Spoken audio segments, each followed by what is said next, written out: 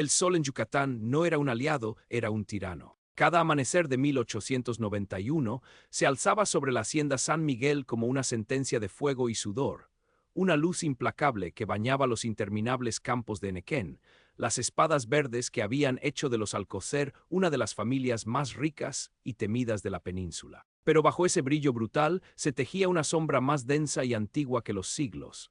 Jacinto lo sabía. Su vida, como la de sus ancestros, estaba anclada a esa tierra, a ese ciclo de cortar, desfibrar y secar el oro verde que se convertiría en fibra de sisal. Un asterisco maya asterisco de ojos oscuros y piel curtida, Jacinto no era un hombre de muchas palabras, pero su mente era un remolino de observaciones. Había visto demasiado, sentido el peso de generaciones de abuso, pero mantenía la cabeza gacha, moviéndose entre los surcos con la misma resignación silenciosa de los demás asterisco peones asterisco. Su única luz, su único verdadero motivo para soportar el infierno diario era Elara, su hermana menor. Elara era la primavera en un invierno perpetuo. Su risa, rara pero melodiosa, era un eco que Jacinto atesoraba. Trabajaba en la casa principal, sirviendo a doña Elena Alcocer, una mujer frágil y atormentada, esposa de don Hilario, el patriarca. Don Hilario era un hombre viejo y macilento, con ojos de obsidiana que parecían perforar el alma. Su hijo, Ricardo, era la viva imagen de la crueldad joven. Un asterisco mestizo asterisco con el vicio en los ojos, que recorría la hacienda a caballo como un depredador, vigilando a las mujeres con una lascivia descarada que nadie se atrevía a desafiar. La vida en la hacienda era una existencia precaria. Las jornadas se extendían del alba al ocaso. El agua era racionada, la comida escasa y las enfermedades compañeros constantes. Los Alcocer se erigían como dioses sobre sus dominios, dueños de vidas y destinos. Jacinto había escuchado los susurros, las historias de asterisco peones asterisco que desaparecían sin dejar rastro de cómo la tierra, a veces, parecía tragar a los infelices que osaban desafiar al patrón. No eran pocos los que hablaban de malos aires cerca del viejo cenote, o de la ceiba milenaria que se alzaba en los límites de la propiedad, donde la selva virgen se negaba a ceder ante los cultivos de Nequén. Pero eran solo cuentos, se decía, leyendas para asustar a los niños y mantener la disciplina, hasta que Elara desapareció. Fue una tarde justo después del reparto de la ración de maíz. Jacinto la esperó en su jacal de palma y bahareque, el corazón latiéndole con una angustia que nunca antes había conocido. El sol se puso, pintando el cielo de tonos naranjas y púrpuras, pero Elara no regresó. Buscó primero con discreción, luego con una desesperación creciente, preguntando a los otros asterisco peones asterisco, a las mujeres de la cocina. Nadie la había visto después de la mañana. O eso decían sus ojos bajos, sus voces cargadas de un miedo palpable. Sin embargo, un viejo asterisco maya asterisco que cuidaba los animales, Chay, se acercó a Jacinto en la oscuridad. Susurró con el rostro arrugado por el terror. Vi a Ricardo, al patrón Ricardo, llevarla hacia el sendero viejo, el que va al cenote. La llevaba a la fuerza, hermano. No pude hacer nada, el corazón de Jacinto se convirtió en una piedra helada, el cenote, el lugar de los malos aires. Desde ese momento, el mundo de Jacinto se fracturó. El dolor por Elara se transformó en una rabia helada, contenida, silenciosa. Ya no podía mirar el Enequén sin sentir un nudo en el estómago, un presentimiento oscuro. Los campos, antes el sustento, ahora parecían una tumba. La rutina diaria se volvió un velo detrás del cual Jacinto operaba con una determinación insólita. Sus ojos, antes resignados, ahora escrutaban, su mente, antes enfocada en la supervivencia, ahora tejía una tela de sospechas. Recordó los susurros sobre la fertilidad inusual de ciertas parcelas, las cosechas milagrosas tras periodos de sequía o plagas. Escuchó de nuevo las viejas historias, esta vez con una perspectiva diferente. Los Alcocer, una familia de abolengo, pero también de arraigadas supersticiones, podrían estar detrás de algo más que la simple explotación. Jacinto comenzó su propia investigación, una empresa solitaria y mortal. Durante el día, se movía como una sombra entre los trabajadores, con el machete en mano, cortando las duras pencas, pero su mirada se posaba en los detalles. La tierra revuelta de forma extraña cerca del cenote, el olor peculiar que a veces flotaba en el aire al amanecer, una mezcla de humedad, tierra y algo más, algo metálico y dulce, como la sangre. De noche, su verdadera labor comenzaba. Bajo el manto de la oscuridad y el silencio de la selva circundante, Jacinto se convertía en un fantasma. Con la agilidad que le otorgaba su origen asterisco maya asterisco y su conocimiento íntimo de la hacienda, se escabullía. Observaba la casa principal. Vio a don Hilario y a Ricardo Alcocer salir en secreto, no por el camino principal, sino por un sendero oculto que se adentraba en los campos de Enequén, hacia la zona del cenote. Llevaban lámparas de aceite y a veces bultos que a Jacinto se le antojaban demasiado grandes para ser herramientas. Una de esas noches, Jacinto los siguió de cerca, moviéndose entre las pencas como un espíritu. Los vio llegar al cenote, un pozo natural de agua cristalina, sagrado para su gente, ahora profanado por la presencia de esos hombres. Pero no fueron al cenote en sí, sino a una estructura de piedra medio derruida, apenas visible bajo la vegetación, una vieja edificación asterisco maya asterisco que se decía era un adoratorio ancestral. Allí, bajo la luz parpadeante de las lámparas, presenciaron un ritual. No era un ritual de su gente, sino una grotesca parodia. Vio a Ricardo desenterrar algo. Vio a don Hilario murmurar palabras en una lengua que Jacinto no comprendía del todo, pero que sonaba antigua, gutural, mezclada con balbuceos en español sobre la ofrenda, la tierra sedienta, la prosperidad. Vio el brillo de un cuchillo. Y vio con horror indescriptible lo que desenterraron, restos humanos, huesos, y entre ellos, sobresaliendo de la tierra húmeda, un pequeño brazalete tejido, el brazalete de Lara. El aire se le fue de los pulmones, la sangre le hirvió en las venas. Era cierto, las leyendas eran horribles verdades. Los Alcocer no solo explotaban la vida de sus peones asterisco con trabajo forzado. Las sacrificaban. Creían en su retorcida psique que la sangre humana, la sangre de los mayas asterisco a quienes consideraban inferiores, alimentaba la tierra y garantizaba sus cosechas de Enequén. Era una perversión de las antiguas creencias, una barbarie que superaba cualquier cuento de aparecidos. La casta divina se había transformado en una familia de vampiros, no de sangre, sino de vidas por el oro verde. Jacinto regresó a su jacal esa noche con el alma muerta, pero con una nueva fuerza. El dolor se había solidificado en un plan. No podía ir con el asterisco jefe político asterisco local. Sabía que las autoridades estaban compradas, que el poder de los Alcocer era intocable en la península.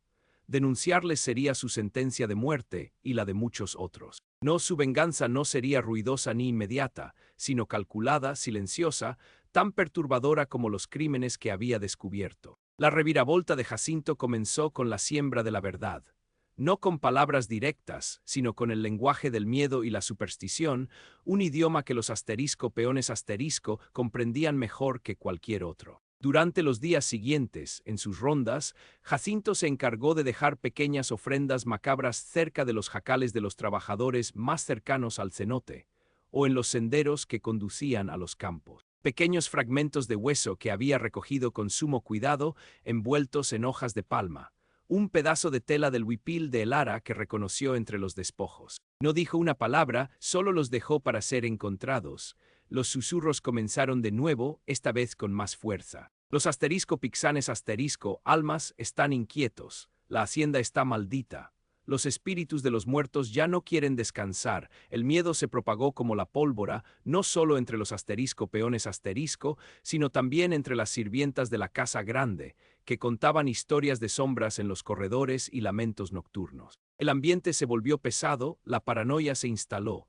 Los trabajadores comenzaron a ralentizar su ritmo, a murmurar entre sí. La producción de Enequén, el alma de la hacienda, empezó a resentirse. Mientras tanto, Jacinto trabajaba en la segunda fase de su plan, la exposición externa. Había oído hablar de un arqueólogo alemán, el Dr. Klaus Schmidt, que estaba en Mérida, fascinado por las ruinas mayas y conocido por su tenacidad. Era su única esperanza, alguien que, por su posición y reputación, quizás no pudiera ser sobornado o ignorado fácilmente. Pero ¿cómo contactarlo? Jacinto recordó haber visto cartas y periódicos en la oficina de la hacienda.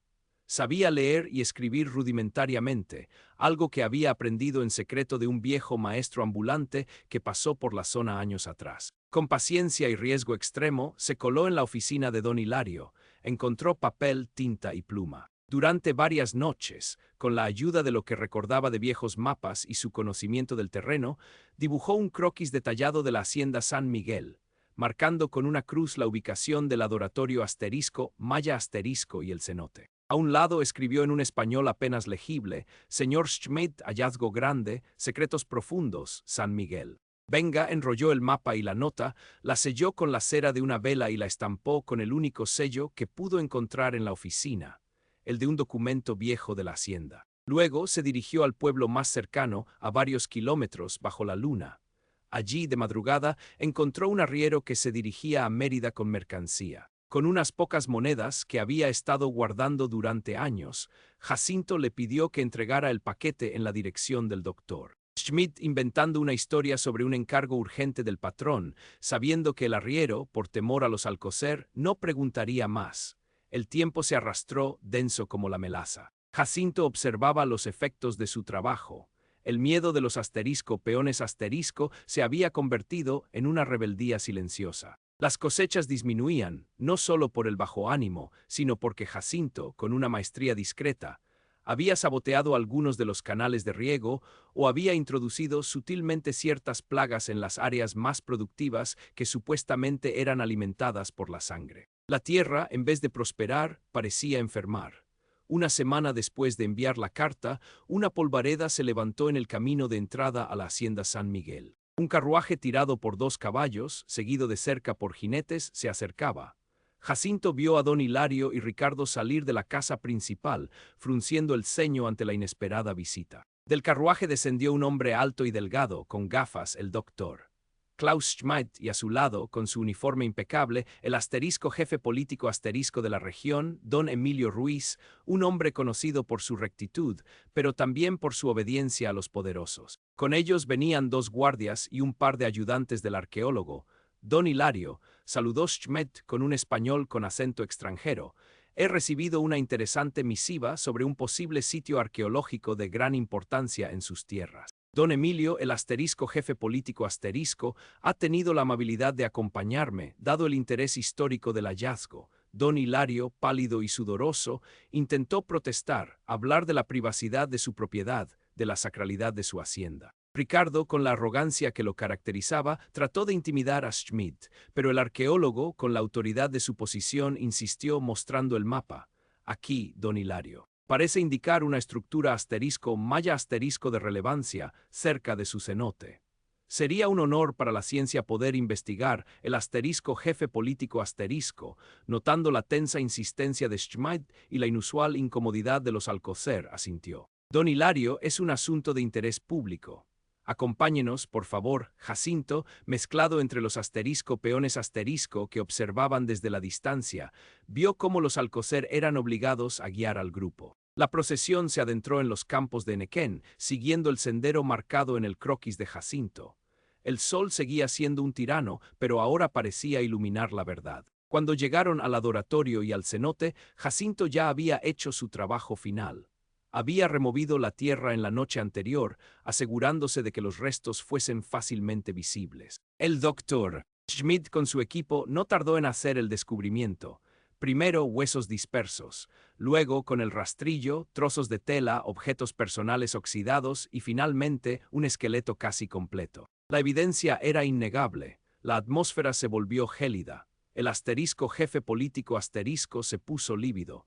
Lo que había comenzado como una visita arqueológica se había transformado en una escena del crimen. Los Alcocer trataron de explicar, de inventar historias sobre entierros antiguos, sobre chaneques o espíritus malignos, pero las pruebas eran demasiado claras. El brazalete de Lara, desenterrado por el propio doctor Schmidt, fue la gota que colmó el vaso. Esto no es arqueología, don Hilario, tronó el jefe político su voz resonando en el silencio opresivo. Esto es un cementerio clandestino. Asesinato, la noticia se extendió como un fuego salvaje. Los peones que ya creían en la maldición, se aglomeraron, sus rostros una mezcla de horror y furia contenida. Los guardias del jefe político comenzaron a acordonar la zona. Don Hilario, con el rostro de ceniza, empezó a balbucear, sus ojos desorbitados, mientras Ricardo intentaba huir, pero fue interceptado por los guardias. El mundo de los Alcocer se derrumbó. La investigación oficial reveló la magnitud de sus crímenes, el patrón de desapariciones, la enfermiza creencia de que la sangre de sus trabajadores alimentaba su riqueza. Los asterisco peones asterisco, liberados del yugo del miedo, se negaron a trabajar. La hacienda, sin manos que cultivaran el enequén, se marchitó. Las parcelas fertilizadas por la sangre que Jacinto había sabotado fueron las primeras en morir, ironía macabra para la casta divina. Don Hilario Alcocer fue declarado demente, su mente rota por el descubrimiento de sus crímenes y la ruina de su imperio. Sus últimos días los pasó en una celda, susurrando sobre la tierra que se vengaba, sobre la sangre que se secaba. Ricardo, encarcelado, fue despreciado por todos, incluso por su propia clase. Su destino fue un purgatorio de ignominia y desprecio.